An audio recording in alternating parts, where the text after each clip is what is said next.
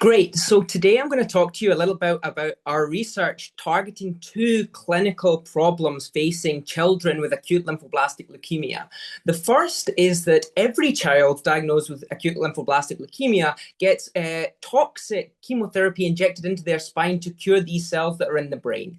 The second problem is that after chemotherapy has been given to kill those residual small number of cells that remain, every child again gets consolidation therapy, which could last for many years of chemotherapy.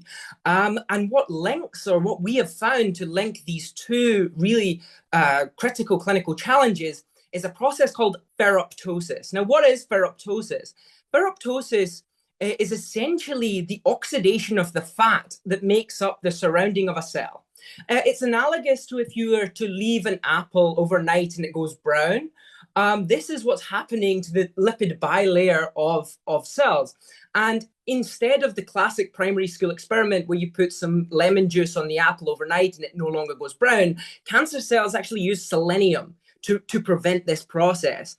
Now, in the first project, what we found is that in the brain, the levels of selenium are much, much, much lower than in the plasma. And as such, when we inhibit the cancer cell's capacity to uptake that small amount of selenium that's there, we massively inhibit the amount of cancer cells that are able to survive. And so we've shown this by genetic deletion of the receptor of the selenium that you inhibit the cancer cells progressing there, but also with a pharmacological compound, which is FDA approved for rheumatoid arthritis, which massively inhibit the cancer cell ability to survive in the brain, and as such propose a novel therapeutic option for these children. The second project is actually even more interesting. What we found is that leukemia cells love to be together.